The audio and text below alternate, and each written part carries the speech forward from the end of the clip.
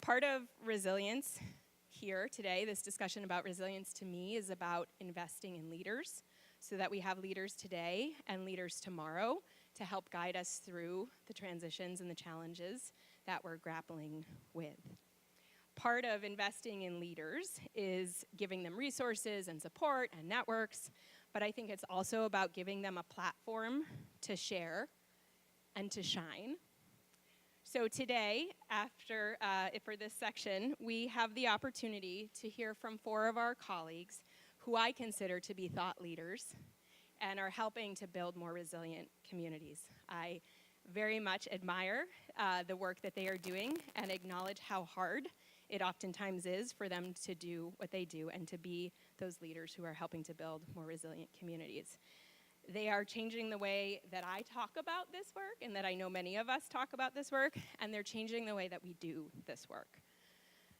So on the idea of building resilience, we wanted to have them come here to share their stories from what we consider the front lines. Some of you may have been here a few years ago when Senator Angus King from Maine was with us, and he likened the islands to Bunker Hill at sort of the front lines of this clean energy revolution, needing to lead whether people want to or not. And so I would encourage you to listen closely to the stories that we have to tell. We've given people somewhat of a challenging format for this. We've asked them to do these 8-minute lightning talks, which are sort of TED Talk in style, to bring sort of a thought-provoking presentation to us to think about what their experience has been, again, on the front lines. So I'm not going to give lengthy introductions. Bios for everybody are in the programs, but we're going to start off with our colleague John Calame from the little island of Eastport, and he'll tell you the story about the work he's done in his community to try to change the discussion about energy. Thank you, Suzanne. Can you guys hear me okay with this fancy rig? It's okay? Fail early, fail often. A famous phrase, I've always admired it. Now I feel really more fond of it than ever, having spent 7 years in Eastport trying to look at affordable warmth. I thought it was going to be a no-brainer. I thought it was going to be easy. On paper, everything always looks good with affordable warmth. It pays for itself in a short amount of time. You can do it to any size building. And when we started this project called Thermal Efficiency Eastport, we figured we'd be local heroes really soon after starting. Eastport is somewhere near this the tip of this red arrow. And so that's just to get you oriented. It's the easternmost town in the United States, population 1,100. The map that it belongs to isn't really very clear in this format, but what it was one of the first moves we made when we got ready to be local heroes, which we're not, by the way, was we just looked at this simple thing. We took census data and we looked at cold climate, cold winters, plus old housing stock, plus low household income. And we lobbed the bands together, and when it gets darker on our map, that means more of those layers overlap.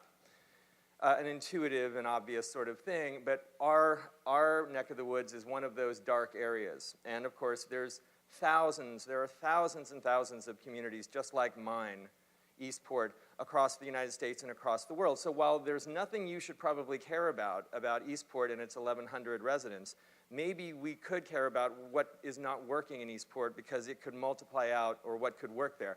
Mostly what I'm going to tell you about is what didn't work.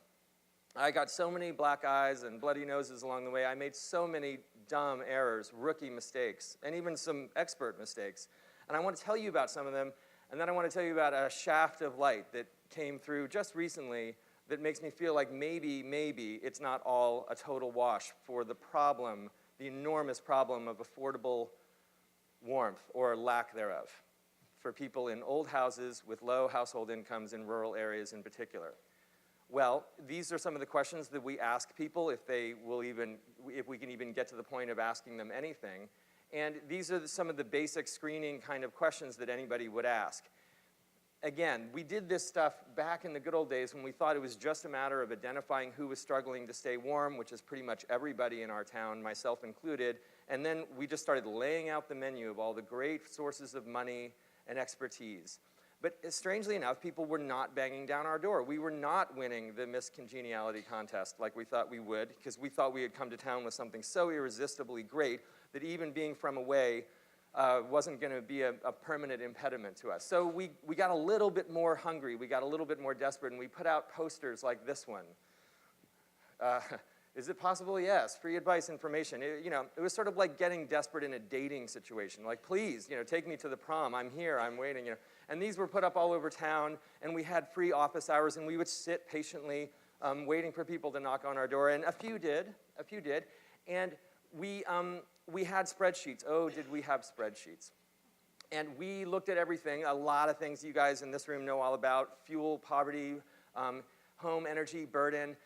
None of these numbers matter. I'm not showing them to you to study them, but I just, if we agree that a good number for how much you should spend of your disposable income on staying warm should be 6 to 10% of your disposable income, these are some of the numbers that people in my neck of the woods spend. 20, 24, 32, 36, and those go up, of course, as your household income goes down, right? Naturally. But to add insult to injury, the people paying these outrageous amounts to just stay warm, if in fact they are staying warm, are paying more per gallon for their fuel, and they're spending more gallons to keep the same size home warm than their cohort in the middle class, because the cohort in the middle class has the money to do routine maintenance that keeps their house more efficient. Okay, so it's the worst of all worlds. So we got frustrated. We weren't as popular as we wanted to be. We weren't doing as many projects as we wanted to be years into it in Eastport. Why not? We weren't sure, so to console ourselves, we coined a fancy abstract concept called the Prius principle. Not really very sophisticated stuff, but it's just simply the idea that those who most need to save money on gasoline can't afford a Prius. And those who can afford a Prius love to save money. We all love to save money, but they are the ones who need it less. The same principle applies to heating, but add a couple zeros to the problem because of how much fuel gets consumed to stay warm in a cold climate. No doubt the exact same function applies to the warm climates for people to stay cool, but we happen to live in a cold place. So we were licking our wounds when we were putting together these little sheets. It didn't do us any good, and we were concerned about our ability to leave behind a sustainable, self-replicating model of affordable warmth coaching. We sort of called it heat coaching. I don't want it to seem too grim. I mean, we did make some friends. We probably audited and did retrofits on maybe 30 to 45 houses in Eastport, Maine, out of maybe a housing stock of 750 houses. So not a lot, but enough to make our point. I mean, if you were interested at all, you would know someone who had their house audited who would tell you that it was great, that it saved them a lot of money. And we thought maybe that would be enough, the word of mouth. It was not. And then we started looking into this thing called excess winter morbidity, which is a fancy clinical term for people getting more sick in the winter than they should be getting sick with respect to that disease or that problem. Cardiac arrest, stroke, even diabetes in certain ways, pneumonia. And this graph, which I've cropped mercilessly, I show you just for the visual impression of it. It sort of looks like a heartbeat to me, or whatever, that EKG thing. What it is 6 years worth of daily deaths in the UK, and the black line would be sort of the average. That would be the number of people who should be dying, if you will, of certain diseases that are not inherently seasonal. And the blue bumps, of course, the spikes are obviously winter seasons. So what this tells us is there's something going very wrong with the way people are staying healthy or not staying healthy in the winter. And there's a lot of factors, of course, and I'm not a doctor, if you hadn't picked that up already. But what it means is that in some ways, cold indoor temperatures are making people sick and killing them.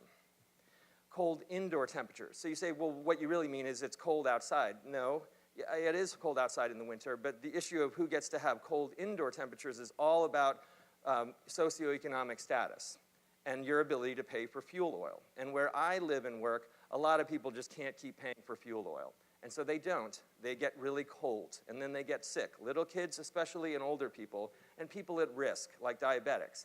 And in low-income areas, diabetes is much more prevalent than in other areas. So we said to ourselves, we need to know more about our role, our potential role with respect to excess winter morbidity. And we checked out the EU's study of more than 30 countries, which they just released. You see in February 2018 a set of results, and they basically say thousands and thousands of people are dying, and this is a preventable experience, and it is directly linked to the cost of heating fuel. So this is intuitively obvious when you stop to think about it, but I guess for me it was a big revelation.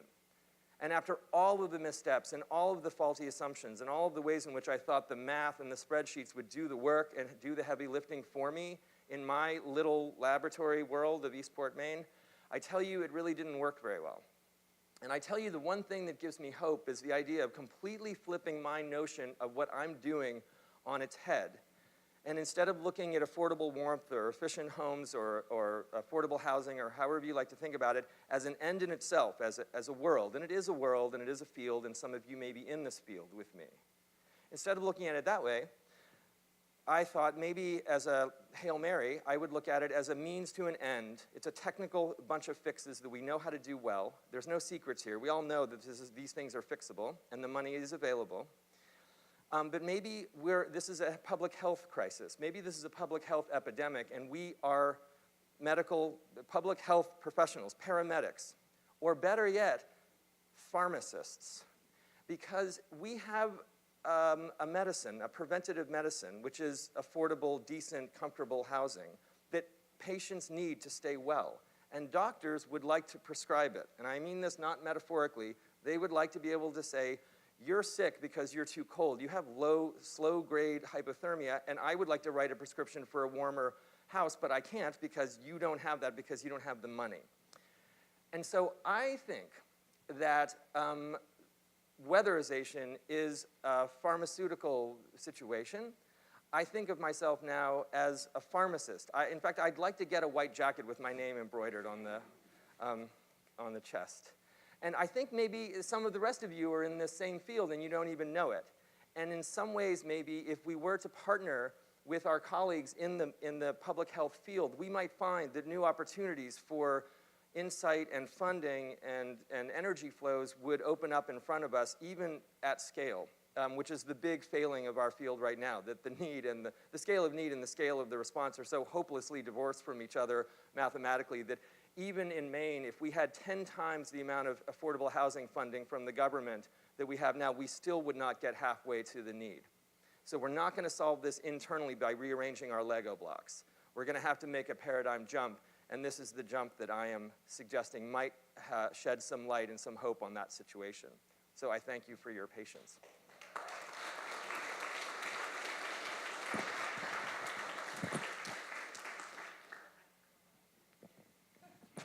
We're going to go down the coast a little bit to Nantucket. I want to invite Lauren Sinatra from the town of Nantucket up.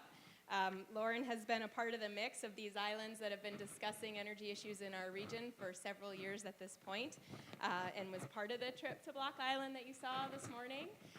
And we had the chance to visit Lauren a few years ago as part of one of our exchange trips, and what struck me is the breadth of what Lauren needs to cover, both in terms of projects, but also in terms of elements of her community in trying to walk through clean energy work on Nantucket. So thanks, Lauren. Thanks, Suzanne. Thank you, everybody, for having me. I'm very pleased to come to you from Nantucket, which is the world's only island, county, and town.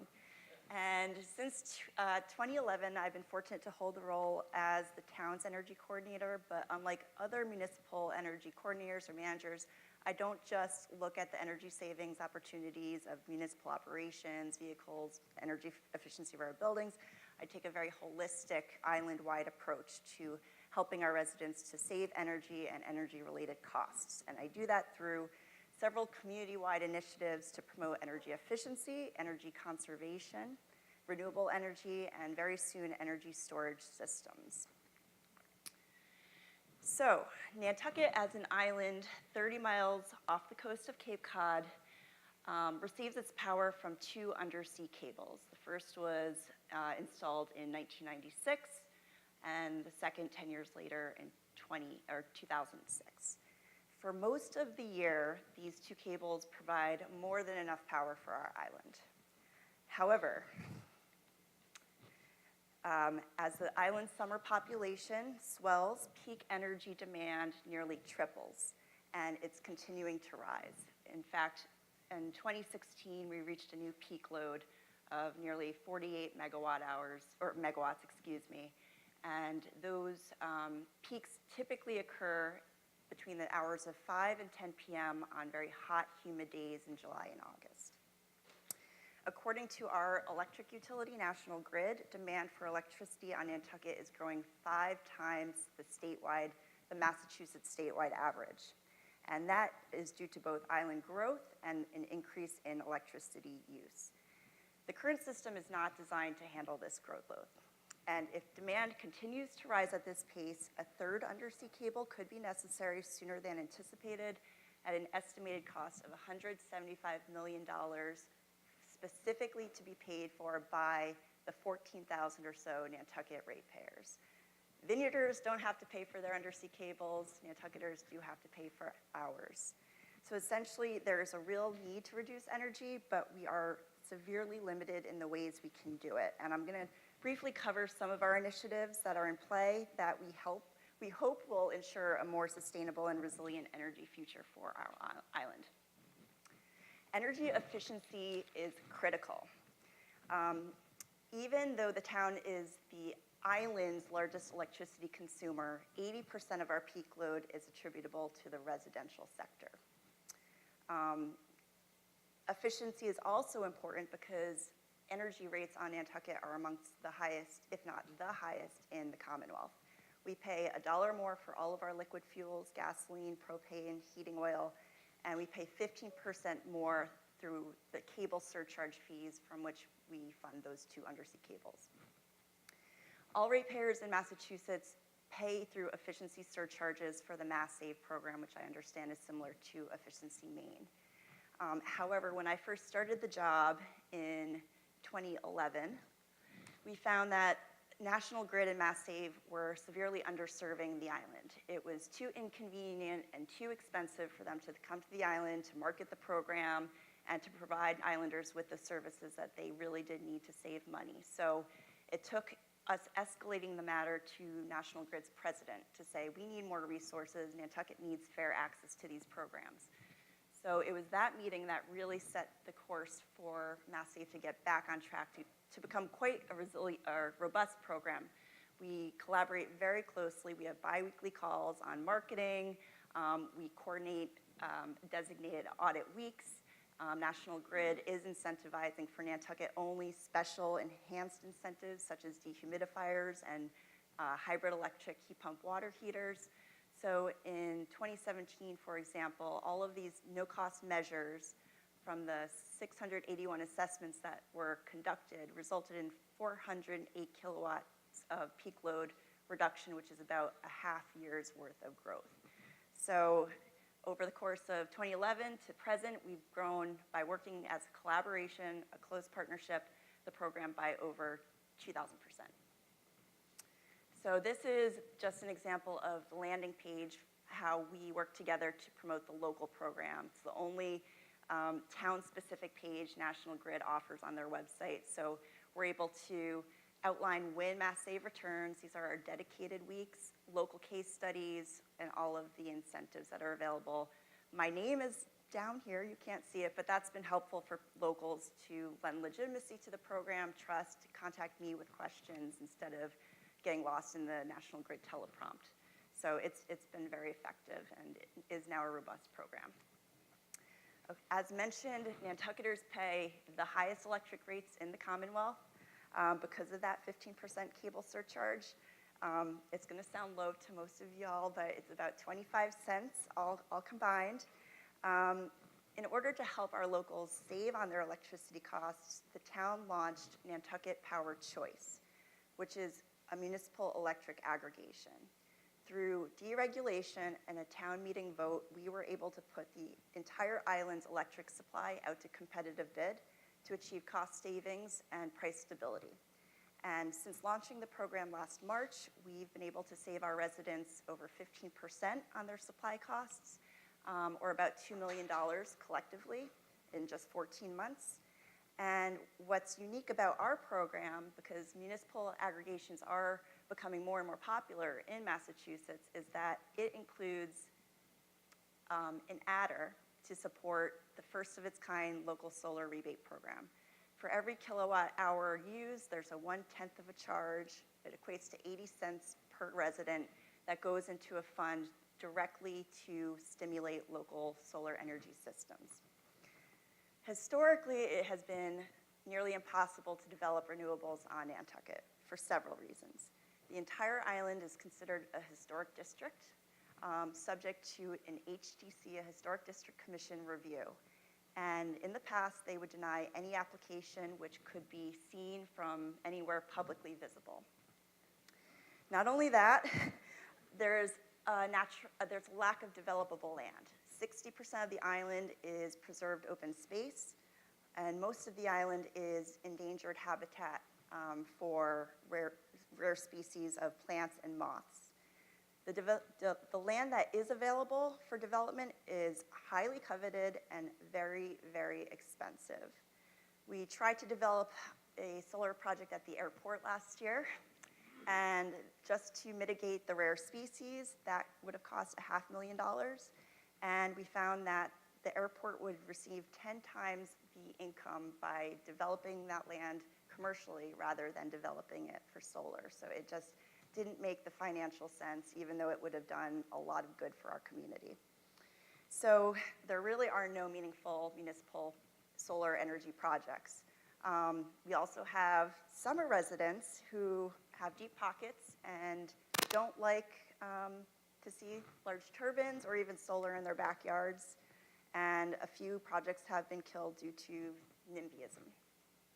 So in the town's acknowledgement of all of those challenges, not to mention that it's more expensive to permit and construct solar on Nantucket, about 20% more versus Cape Cod, we wanted to give out certain subsidies to our residents to put the power in their hands, literally. So entirely funded through our aggregation program, which is a voluntarily, you have to volunteer to participate. We are now giving $2,500 to local residents of all incomes who invest in solar. And to date, we've helped 8 families go solar, and it's been a success so far. And again, this serves as a model for other communities to stimulate solar without putting excess, costs on the tax base. It's a complete voluntarily program. And this is just an example of a typical solar installation on Nantucket. You can't even tell. All the panels have to be black. They have to match the roof color. They have to go from one side to the other. They have to be completely symmetric, and it has to be in a rear of a home. So it's just a challenge. You wouldn't even know looking at this. To better inform the community about the benefits of solar and provide more resources, we teamed up with Worcester Polytech. We do this every fall. This was our 8th project. The students helped the town to confirm the exact amount of solar projects that were installed to date. We didn't really know, so we cross-checked town records with state records, and we were able to confirm that there were, to date, or at the end of 2017, 30 residential installations, 10 commercial installations. And we used this data to create an interactive solar map on the town's website. So people could go online, click on a marker, and you could actually zoom in, all based on public data. So you could see exactly where solar is installed on Nantucket and some key case study points, such as when it was installed, the capacity, who installed it, cost per watt. And we also published a few case studies. And this was very important as an educational tool for our community because it showed that there's actually more solar than people anticipated. Just because you couldn't see it didn't mean it wasn't there. And it let people know who they could reach out to in terms of solar installers. We really only have 3.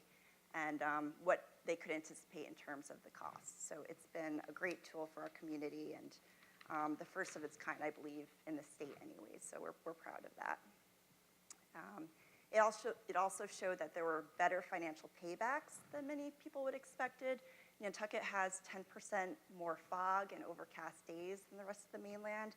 So although that does affect the ROI, we also have higher electricity costs, and with the addition of our solar rebate, it really does bring the cost down somewhat affordably. All right, so as an island most vulnerable to the impacts of climate change, rising sea levels, and power outages, we are fortunate to lead in the example of the Commonwealth's very progressive environmental agenda. Last year, the Baker administration awarded $20 million to various energy storage projects, and we were very fortunate to have received 2 of those awards. The first had to do specifically with peak demand management, and we were the perfect case study. Since much of Nantucket's peak load is attributable to air conditioning, we will be offering, in partnership with ICE Energy and GenBright, 215 of these smart air conditioners that use ice to assist air conditioning load during peak hours, and that reduces the peak cooling by 95%. So the first installation is happening at my office building this Tuesday, and that will serve as a show and tell for the community, so fingers crossed it goes well, but we're really excited about that. The second we're also very, very excited about is a collaboration with Tesla to offer residents 500 discounted Powerwall batteries. It will be a demand response program for peak load events, and those will be at a discount. We're also looking to further incentivize those with our solar rebate program. If you have solar, you want a battery, we basically want to give this to you for free. So not to mention all of the resiliency benefits that come along with this grant project. And we're looking to launch this later this summer. So I'll keep you updated, but it should be exciting. And not to go on for too long, just to briefly highlight some of the other things we have in the mix. There are several offshore wind developments being proposed south of Nantucket and the Vineyard, and we are in negotiations currently with a few of those interested developers on how we could benefit as a community, whether it's through wholesale electric supply through our aggregation or annual payments into some kind of community energy investment fund. We also are launching the Heat Smart program in partnership with the Massachusetts Clean Energy Center, which hopefully will offer a bulk discounted rate for solar hot water systems and air source heat pumps. We're promoting electric vehicles and bicycles, and we do everything we can to support local contractors and promote local green jobs by offering free energy code trainings and job trainings. So there's more to the story, but I don't want to keep, want to introduce our next speaker. So I look forward to any other thoughts or questions. And, in a nutshell, Nantucket's local energy supply has always been expensive, contained little renewable content, and was vulnerable to power outages as demand rises. So hopefully our programs will make a difference. And thank you for having me today.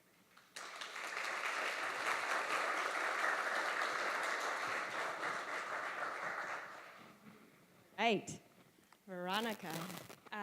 The state of Hawaii, which Veronica represents, is certainly seen as a leader in this discussion around clean energy transitions and islands. And Veronica, I also see as a leader for another important discussion, which is the role of women in that transition. So Thank take you. it away. Yeah.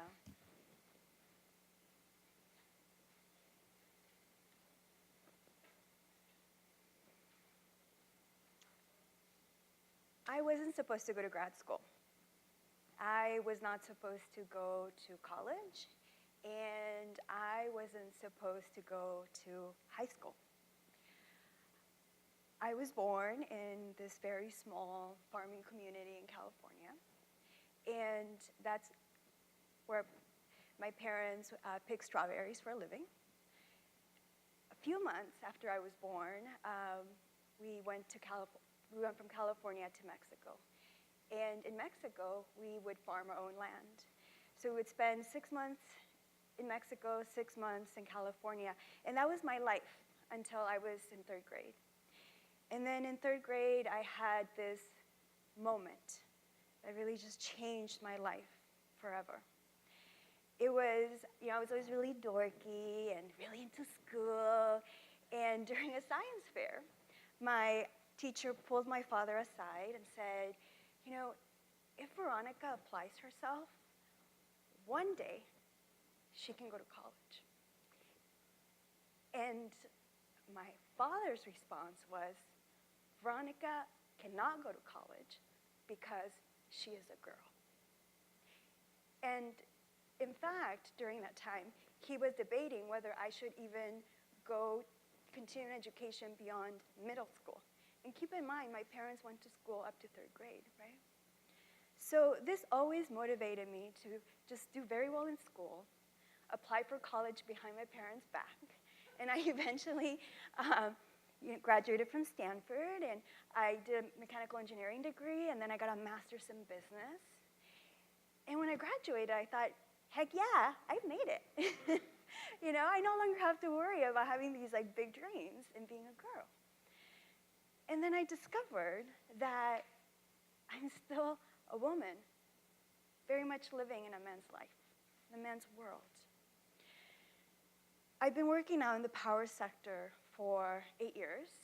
I started out in a startup, and now I work at the Hawaii State Energy Office. And in parallel, I also lead a nonprofit organization called WIRE, or Women in Renewable Energy. And WIRE is all about bringing women together to help power Hawaii with clean energy. And for me, clean energy is very important. It's something that I believe in, and I feel it's going to make our world better. And WIRE is more than just a network of women coming together. It's really about creating a future that I want to live in. And in this future, women are going to be competing with men at the same level without prejudice. They're going to be getting paid on an equitable basis. And they're going to be nurtured and supported by the powered sector. And they won't have to worry about choosing between home life and work life. So how can we create this future?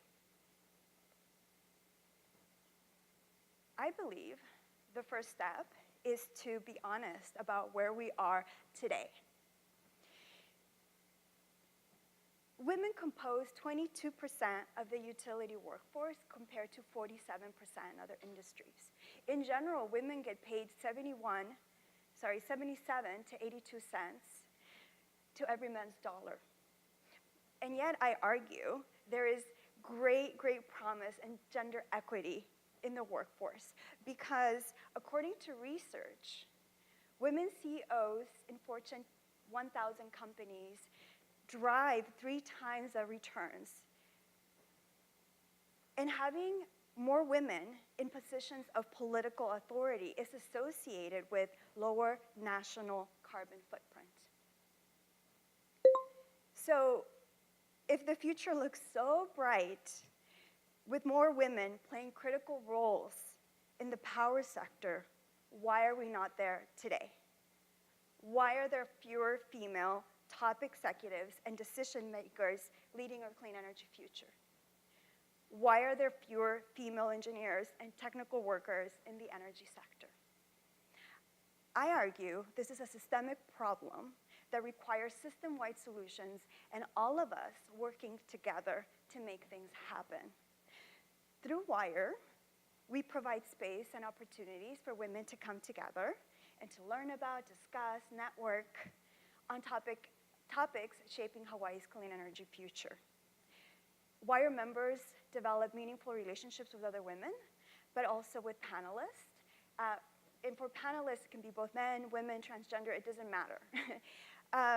And so even like opportunities for new jobs have been seeded.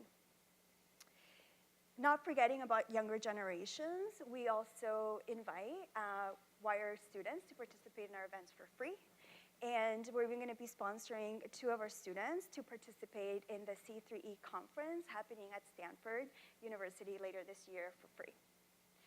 I'm very proud about the work and the accomplishments of WIRE in Hawaii, so much that last year I had the opportunity to go to Armenia as part of a U.S. Department of State Professional Fellows Program, and I was a visiting expert.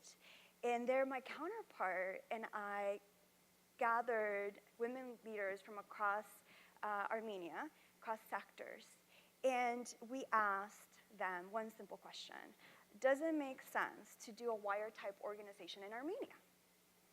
And the conversation was set to go for an hour, and it went way, way longer than an hour. And much of the debate was, what is the role of women in society in Armenia? Is it even okay? Is it even okay for them to organize and come together, right? And shape the clean energy future for their country? Or is their role to continue supporting their men so that their men are successful in the workplace? At the end of this discussion, the women decided that yes, they ought to organize and call themselves WISE, or Women in Clean Energy. So this experience in Armenia has actually inspired my work through WIRE. The reason why is that it brought to my attention that even though there isn't full gender equity in the workforce in America, we still have a lot more freedoms and opportunities than, relative to other women across the world.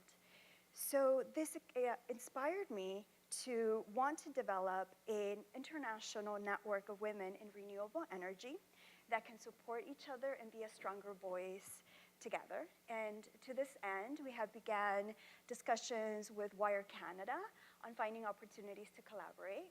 So we're talking about doing virtual events together, meeting at the C3 conference. And when WIRE Canada president found out that we're going to be sending 2 of our female students to the conference for free, she said, okay, well, we're going to do that too.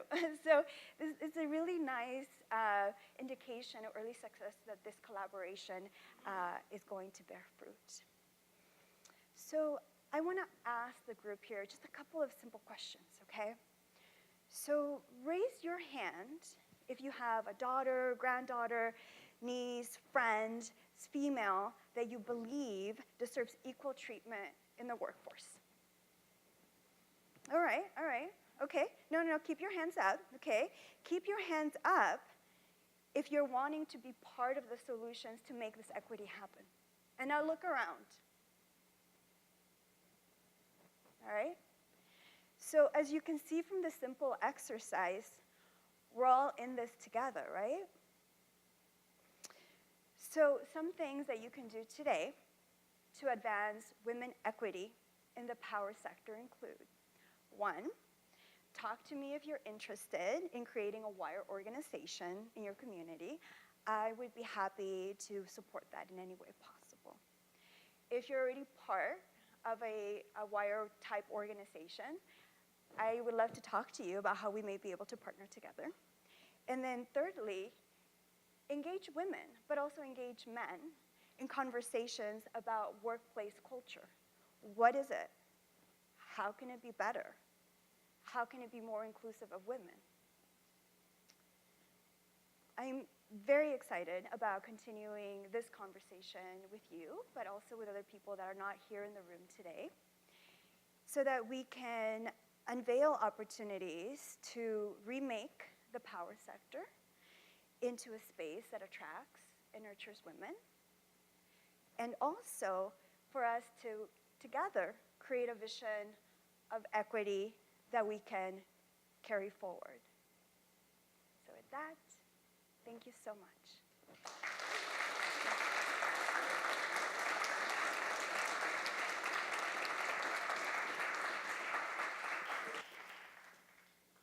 All right, one more talk to blow your mind here.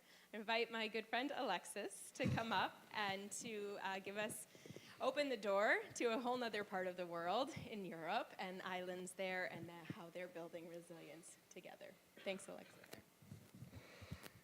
Thank you very much. I'm honored to be here. It's my first time in Maine. And I hear that many of you are working in your communities, you are local leaders. And I know what that means. I know that you organize your communities around their priorities and you try to make this happen. Although I come from a very different context, I know what a challenge this can be. But despite the fact that I'm coming from a different context in Europe, there are many similarities, many more than you can imagine. And let me explain you why. In the EU, the EU is just suggesting policies to the 28 member states. And then after a consultation period with the European Parliament and the 28 member states, these policies become binding and obligatory to implement. But one of these policies is climate action. So there are EU objectives for 2030 to reduce greenhouse gas emissions, for renewable energy, the share of renewable energy in the energy mix, and also for energy efficiency. But these targets do not extend to the local level. So there's no obligation at community level to implement any projects. There is a very inspiring EU framework providing assistance and support, mainly funding, and inviting communities to apply in order to get the support. But the money is never enough for everybody. And in any way, there are many communities that wouldn't be able to access it anyway because of the lack of capacity or they don't have the resources. So the traditional approach that we're discussing actually yesterday over dinner a bit, think globally and act locally, does not always work.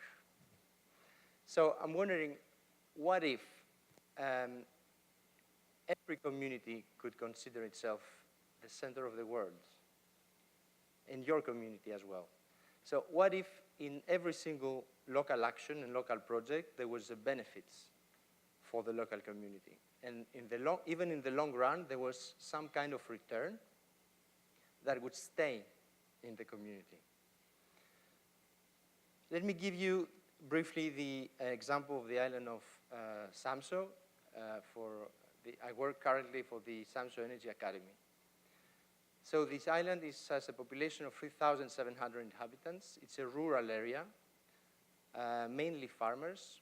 The second main economy sector is tourism. And Samso has not been an exemption from rural areas facing depopulation problems. So many young people have been fleeing from the island to seek education and better opportunities for jobs. But Samso considered itself the center of the world and became Denmark's renewable energy island. Currently, it produces more electricity than it consumes, so it is exporting electricity. And through a district heating system, heat is distributed through pipes to most of the homes, and this is fueled by biomass. And the plan is to become completely fossil-free. For all these investments, there was a bottom-up approach. So people invested themselves, farmers invested themselves, and they made benefits from energy projects to stay in the community, and they created growth. So Samso became a brand name based on the triptych engagement, ownership, and growth. Then it started wanting to share this example. So there was a very big effort from European islands to network with each other and to create a network and start working very closely with each other, sharing experiences and take advantages of any possible funding in the EU. So the benefits of this was that they started knowing better what their neighbors were doing. They started making their voices heard towards advocacy efforts towards decision making as well, and making connections with each other. And this kind of networking and knowing internationally what is going on helped them also back home. My colleagues at the academy, they were trying to often contact the national authorities, and it wouldn't be possible to get hold of them. But when Samso got in the New York Times, then the Secretary of Energy and Climate was calling Samso to go and see what they did and invite them to the parliament to cooperate with the Climate and Environment Committee for policy making. So we're currently trying to expand this network. I was recently in Texas, and I met with members of a small, very small rural community that have a very big wind farm there, which completely revived the community. The community was dying. And they're reaping so many benefits, so they have completely renovated the school system, and they're created state-of-the-art laboratories, and they try to keep people there. And this is working. Which brings me to the very inspiring and fascinating international project I'm managing right now with communities from Australia, Japan, Maine, Hawaii, and Denmark, where we try to share these kind of experiences with each other and make the voice of communities greater and heard as farther as possible. The ultimate aim is even to create some kind of global structure, like a foundation, which could help communities understand their potential and provide assistance, guidance, financing, equity, bridge loans, guarantees to facilitate access of community to finance in order to participate in their energy transition. So there will probably be a threshold of minimum community participation for this fund, which is the vision for the future. And I would like to finish by explaining you the name of this project, because the name is Tentou, which in Japanese stands for the ladybug. And this is a very nice metaphor of community development, because if you have a twig and you put a ladybug, she will start working upwards. And even if you reverse the twig, she will change direction and continue working upwards until she reaches the tip and flies. So that's exactly the type of support we want to provide, help communities reach the tip of the twig and fly. Thank you very much.